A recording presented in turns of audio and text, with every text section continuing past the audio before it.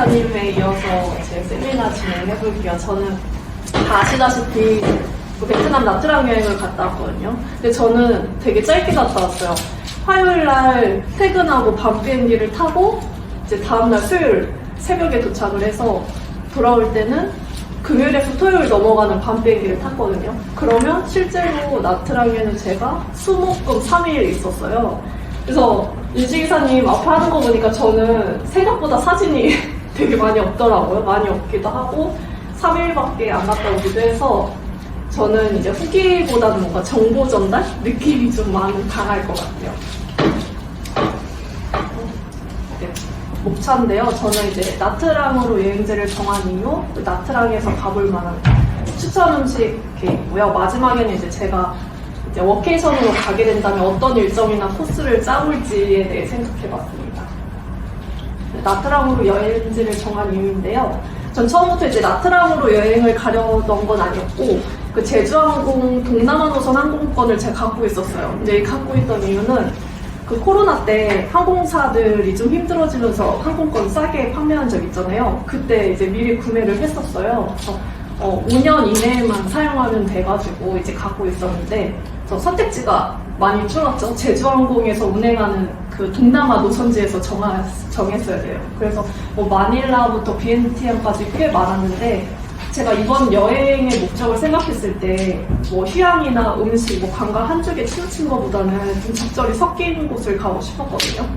그래서 좀 제하다 보니까, 그러니까 제하는 것도 다 그냥 제 기준으로 제한 거예요. 뭐 이렇게 많이 찾아본 건 아니고 좀 마음대로 제하고 남은 게 치앙마이, 다낭, 나트랑, 달랏 있었는데 제가 치앙마이랑 다낭을 다녀왔었거든요.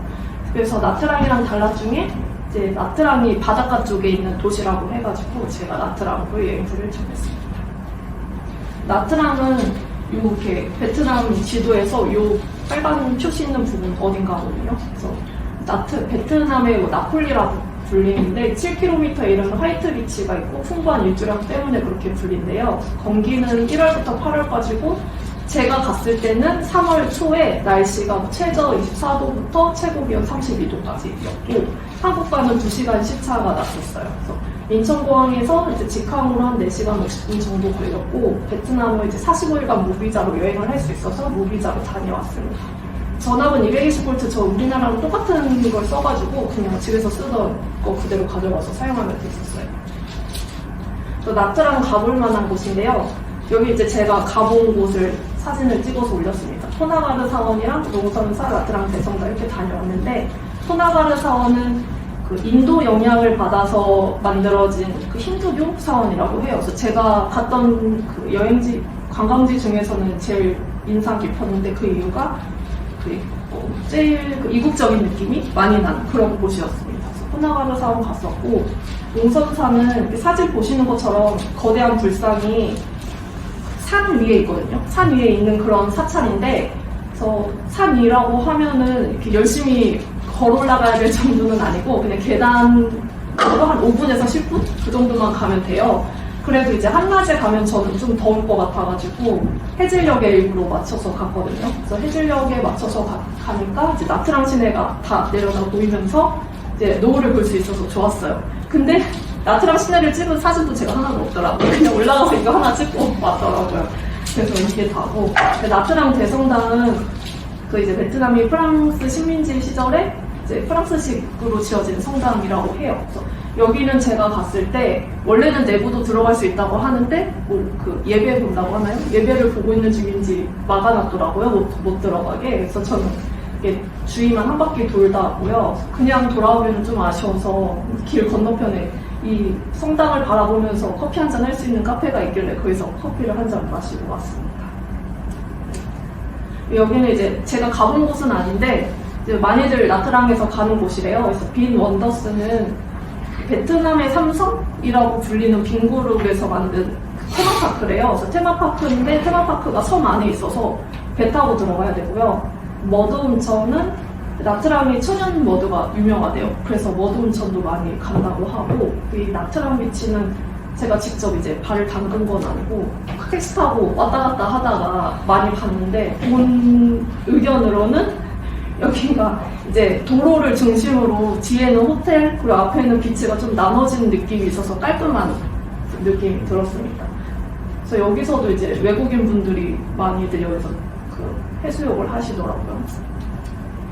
그 외에도 가볼 만한 곳이 이제 담시장이라고 있는데 그 담시장이 짝퉁시장이라고 불린대요. 그래서 저도 거기 갔다가 이제 캐리어를 하나 사왔고 그리고 여기 제가 느끼기에는 그 동대문의 평화시장 같은 그런 느낌이었고요. 야시장도 있는데 야시장은 생각보다 되게 작았어요. 되게 작아서 그냥 직선으로 걸어가면 10분이면 끝나는 그 정도로 굉장히 짧았고 이제 가격대도 담시장보다 조금 가격대가 있었어요. 그래서 좀 아쉬웠고 호핑 투어도 많이들 하신다고 하는데 나트랑에 섬이 많대요. 섬이 많아서 이제 섬을 돌아다니면서 하는 호핑 투어가 있는데 보통 반나절 코스로 많이들 하시더라고요. 근데 저는 이제 반나절 동안 물놀이 할 만한 체력이 없기 때문에 이건 안 했고요. 롯데마트도 제 여기 가서 이제 간장이랑 피쉬소스 사왔다가 공항에서 백팩 묶고 오신 롯데마트인데요. 그래서 롯데마트도 이제 뭐 베트남 라면이나 그런 과자들 많이 사러 오시고 저도 이제 사온 거 저기 놨으니까 많이 드시고요. 그 외에도 나트랑 시내에 이제 다 도보로 이용할 수 있도록 다 붙어 있더라고요. 뭐 마사지 샵이나 기념품 샵, 카페, 음식점들 다 모여 있고 이 사진은 그 귀청소 받는 사진이거든요. 이번에 맨날 마사지 샵만 가기 심심하다 다른 것도 해보자 해가지고 귀청소를 받았어요. 그래서 여기 저 남편인데 머리 랜턴을 끼고서는 되게 열심히 귀청소를 해주시더라고요. 근데 남편은 이거 받고 오더니 한국에서 귀가 아파가지고 이비인후과 가니까 귀가 부었다고 너무 열심히 해주셨나봐요. 그래서 귀청소 이렇게 받았었습니다. 다음은 추천 음식인데요. 저는 이번에 그 여행 갈 때 베트남 하면 생각나는 그 쌀국수나 분짜, 반새우 이런 것도 물론 먹긴 했는데 그거 외에 다른 다양한 음식을 좀 먹어보고 싶었어요. 그래서 일부러 다른 음식들을 막 찾아서 먹었어요. 그래서 먼저 밑광인데요. 밑광은 이런 비빔 쌀국수래요. 그래서 비빔 쌀국수인데 제가 먹어봤을 때는 그 태국의 팟타이랑 비슷한 그런 맛이 났어요. 그리고 다음 냄느엉인데 냄느엉이 다진 돼지고기를 꼬치에 꽂아서 구운 걸 말하는 그 욕이 있거든요. 여기 조그맣게 이게 냄느엉이고 나머지는 다 야채인데 이거 먹는 방법은 라이스페이퍼에 싸서 그 피쉬소스 찍어 먹으면 돼요. 근데 라이스페이퍼가 저는 월남쌈 먹을 때처럼 이제 물에 담가서 먹는 줄 알았는데 그냥 생으로 먹으래요. 그래서 실제로도 한지처럼 되게 얇아요. 라이스페이퍼가 엄청 얇아서 야채랑 냄덩을 넣고 김밥처럼 돌돌 말아가지고 그냥 피쉬소스 찍어 먹으면 되거든요. 근데 저는 나트랑에서 먹은 음식 중에서는 이게 제일 맛있게 먹었어요. 껌땀인데요. 껌땀은 그 베트남식 돼지갈비 덮밥이라고 생각하면 되는데 이 한 접시가 한 2,000원 초반? 그 정도로 되게 저렴했어요. 그리고 이 돼지갈비가 한국에서 먹는 그 갈비랑 그냥 똑같은 맛이에요. 향신료 그런 향도 전혀 안 나고 그냥 완전 똑같은 맛. 그리고 보면은 밥을 되게 많이 주거든요. 저는 반찬이 좀 모자르지 않을까 생각했는데 테이블마다 피쉬소스가 놓여져 있어요. 그래서 피쉬소스랑 밥이랑 비벼 먹어서 맛있게 먹을 수 있었습니다. 다음은 랍스타 요리인데요. 요 껌땀을 먹고 바로 이어서 먹었어요. 그 이유가 생각보다 조금 양이 작더라고요, 껌땀이. 그래서 원래는 이걸 저녁으로 먹고 끝내려고 했는데 좀 아쉬워서 이제 랍스타 요리를 먹으러 갔어요. 근데 나트랑에서 랍스타 요리를 많이 먹는 이유가 나트랑이 이제 바다를 끼고 있거든요. 그래서 해산물 요리가 유명하대요. 그래서 저는 갔던 곳이 그 남편이랑 둘이 2인에 5만원 코스로 먹었어요. 그럼 이제 랍스타 외에 다른 여러 요리도 같이 나오거든요. 근데 이제 그 베트남 물가에 비하면 이제 2인에 5만원 금액이 꽤 그 비싼 금액인데 한국에 비해서는 싸게 랍스타를 먹을 수 있으니까 많이들 가신다고 해요. 저희 남편은 이 랍스타 요리를 제일 맛있게, 나트랑 여행에서 제일 맛있게 먹었다고 합니다. 다음은 이제 방간이라고 해요. 방간은 이렇게 동그랗게 생겼어요. 이게 우리나라로 치면 미니 빈대떡 같이 생겼거든요. 되게 작게 생겼는데 반죽물 위에 이제 여러 가지 재료들을 넣고 구워 먹는 음식이더라고요. 그래서 저는 오징어랑 이제 소고기로 주문을 했는데 이것도 먹는 방법은 그 채 썬 그릭망고를 주세요. 채 썬 그릭망고를 요 위에 올려서 또 피시 소스를 찍어 먹으면 돼요. 모든 요리의 마무리는 피시 소스예요. 그래서 이것도 막 피시 소스 찍어 먹었는데 이것도 되게 맛있었고, 제가 갔던 곳은 현지인들이 좀 많이 가는 곳이어서 이렇게 쭈그려 앉는 테이블 그런 데였거든요.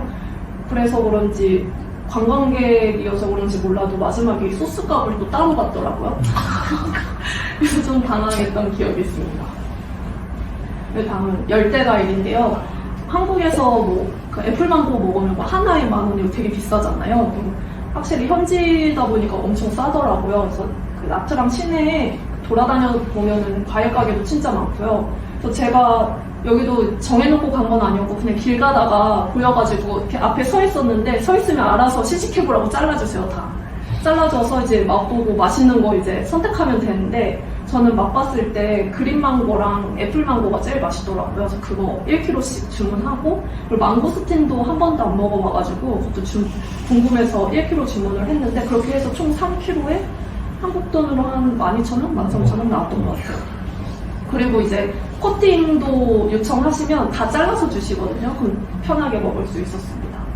다음은 베트남 커피인데, 베트남이 세계 2위의 커피 수출국이자 생산국이래요. 그래서 저는 우리나라만 한지 건너 한지 카페가 많은 줄 알았는데 여기 나트랑도 진짜 많더라고요. 그래서 그리고 또 베트남이 여기도 우리나라랑 똑같이 아침에 커피 마시는 문화가 있대요.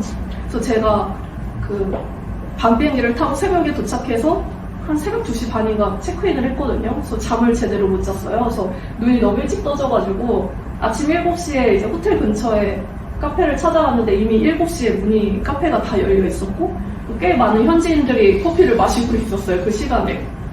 그래서 저는 이제 많이 먹었던 게 코코넛 커피하고 연유 커피라고 불리는 써다를 제일 많이 먹었고요. 카페들이 워낙 많으니까 그냥 길 가다가 생각날 때마다 들어가서 마시고 한 1일 3커피씩 했던 것 같아요. 맛은 보통? 훨씬 진한 맛이요. 네, 훨씬 진하고 소다가 엄청 달아요. 이 오른쪽 거리? 네, 그냥 에스프레소에 연유만 넣은 거거든요. 그래가지고 양도 되게 작아요. 요만한 컵에서 나오는데 되게 진한데 엄청 달아서 전 당 충전할 때 좋았어요. 다음은 마지막으로는 이제 제가 워케이션을 간다면 어떤 일정이나 코스로 짜볼까 생각을 해봤는데요. 먼저 위치별로 리조트들 특징을 제가 정리를 해봤어요. 이 아래가 이제 나트랑에 도착하면 제일 먼저 내리는 깜난 공항이고, 거기 나트랑 시내가 아까 모든 게 다 모여있다는 거기가 나트랑 시내예요. 그래서 1번부터 4번까지 리조트들이 모여있는데, 1번에는 이제 공항부터 차량으로 한 10분에서 15분 정도 걸리는 위치고요. 동남하면 생각나는 리조트가 다 여기 이제 많이 모여있어요. 대신에 나트랑 시내까지는 차량으로 한 40분 정도 걸리고요. 2번 위치는 나트랑 시내까지는 차량으로 한 10분, 15분 금방 걸리는 위치인데, 상대적으로 1번에 비해서는 리조트 규모가 작아요. 이제 3번이랑 4번은 배를 타고 들어가야 되거든요. 근데 3번은 섬은 아니고 이제 림반베이라는 곳이고, 4번은 혼제섬이라는 섬인데 두 곳 다 배를 타고 들어가야 합니다. 그래서 1번 위치에는 이건 알마나 더하남 리조트 등 많은 리조트가 있는데, 제가 알마 리조트 사진을 가져왔어요. 사진 보시면 아시겠지만 부지가 엄청 넓고 다 이제 풀빌라에다가 수영장도 종류별로 다 있거든요. 그래서 이런 리조트들이 1번 위치에 다 모여 있고요. 2번 위치는 리조트도 많이 없어요. 3개가 다예요. 아미아나, 고마, 알리고 리조트가 다인데, 저는 이제 아미아나 리조트에서 묵었거든요. 여기가 아미아나 리조트 로비고, 아미아나 리조트를 제가 묵었으니까 여기 사진을 좀 더 가져와봤어요. 그래서 프라이빗 비치가 있거든요. 그래서 프라이빗 비치에서 스노클링을 할 수 있고, 스노클링 장비도 다 빌려주세요. 그래서 편하게 할 수 있었고, 수영장도 이제 해수 수영장, 담수 수영장 이렇게 나눠서 2가지 있고요. 산책로도 되게 잘 조성되어 있어서 산책하기에도 좋았어요. 그리고 3번이랑 4번, 3번은 이제 식스센스 림만베이 외에 여러 리조트들이 있고요. 4번에는 이제 빈펄 리조트가 있는데, 빈펄 리조트라고 하나만 있는 게 아니라 한 종류도 그 아래에 한 4가지 종류로 있었어요. 제가 가져온 사진은 이제 식스센스 림만베이라는 리조트인데, 사진만 봐도 아시겠지만 굉장히 자연 친화적이고 프라이빗한 휴양을 즐길 수 있는 그런 리조트입니다. 그래서 정리를 하면 나트랑 시내에는 이제 리조트는 없고요. 가성비 좋은 호텔들이 다 몰려있고 1번 위치는 내가 뭐 동남아 하면 생각나는 그런 리조트에 묵고 싶다. 뭐 시내는 좀 멀어도 상관없다 하면은 이제 1번 위치를 추천드리고요. 그리고 나는 나트랑 시내를 좀 왔다 갔다 자주 하고 싶다. 그러면 2번을 추천드려요. 저도 그래서 일정이 3일밖에 없다 보니까 이제 시내를 왔다 갔다 하려고 저도 2번 위치에 있는 리조트에서 묵었던 거고요. 그리고 3번이나 4번은 프라이빗한 휴양을 원하면 이제 3번이나 4번 위치를 추천드릴게요. 두 개 차이점은 3번은 아까 앞에서 보여드렸던 사진처럼 정말 자연 친화적이고 프라이빗한 휴양에 맞춰졌다면 4번은 앞서서 소개해드렸던 빈 원더스라는 테마파크 있잖아요. 그것도 이 같은 섬 안에 있거든요. 그래서 이제 가족 단위로 좀 더 많이들 찾는다고 합니다. 그리고 이제 나트랑 외에 주변 근교 도시를 같이 묶어서 여행을 많이 하더라고요. 그래서 근교 도시로는 달랏, 무인의 팔랑이 있는데요. 달랏은 이제 택시나 버스를 타고 가면 되는데 이제 한 3시간 반에서 4시간 정도 걸리는 것 같아요.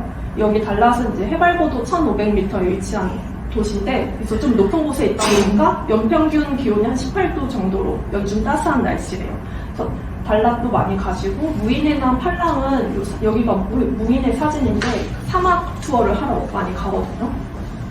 근데 베트남의 사막하면 무인해가 제일 유명해가지고 무인해를 많이 갔었는데 요새는 팔랑도 많이 간대요. 그 이유가 이제 무인해에 비해서 팔랑이 이동 시간이 짧다고 해요. 무인해는 편도로만 차량으로 4시간이 있거든요. 근데 팔랑은 이제 편도로 차량으로 2시간 걸리고 그리고 무인해에 비해서 팔랑이 사막 규모는 작지만 실제 방문자들 후기를 보면 뭐 규모 차이가 체감이 안 난다 이런 후기들이 많아서 요새는 팔랑으로도 많이 간다고 합니다. 그래서 저는 이제 나트랑을 여행이 아니라 워케이션으로 간다면 어떤 일정으로 할까 생각을 해봤는데 금요일에 퇴근하고 밤 비행기를 타고 이제 나트랑으로 넘어가서 토요일부터 월요일까지 이제 주말은 제가 이번에는 2번 위치에 있는 리조트에 묵었지만 다른 곳에서 한번 묵어보고 싶어요. 다른 한 1번이나 3, 4번에 위치한 리조트에 묵으면서 주말을 보내고 이제 월요일에는 체크아웃을 하면서 평일에 이제 시내 호텔로 넘어오는 거예요. 시내에는 제가 그 0.5박을 했던 숙소가 있거든요. 그 숙소는 1박에 25,000원이었어요. 1박에 25,000원인데 4성급 호텔이었고 호텔 안에 뭐 수영장이나 뭐 헬스장도 있고 조식을 먹을 수도 있고 그리고 시내도 다 걸어서 다닐 수 있었거든요. 근데 그런 가성비 좋은 호텔들이 다 몰려 있어서 그 시내에서는 이제 워케이션을 하면서 반차를 사용하면서 호캉스도 하고 시내 투어도 하고 할 것 같습니다. 그리고 뭐 평일 중에 하루는 이제 휴가를 아예 써서 뭐 무인해나 팔랑 1일 투어나 호핑 투어를 다녀와도 좋을 것 같고요. 그리고 이제 금요일에 퇴근 후에는 다시 달랏으로 차를 타고 넘어가서 주말에는 달랏 여행을 하고 다시 한국으로 돌아오는 그런 코스를 짤 것 같은데 저는 되게 이렇게 타이트하게 짜봤는데 혹시 휴양에 좀 이렇게 많이 하고 싶다 그러면은 휴양만 그냥 쭉 하면서 그 안에서 워케이션을 하면서 간간히 시내 투어를 하는 것도 좋을 것 같습니다. 네. 저는 여기까지고요.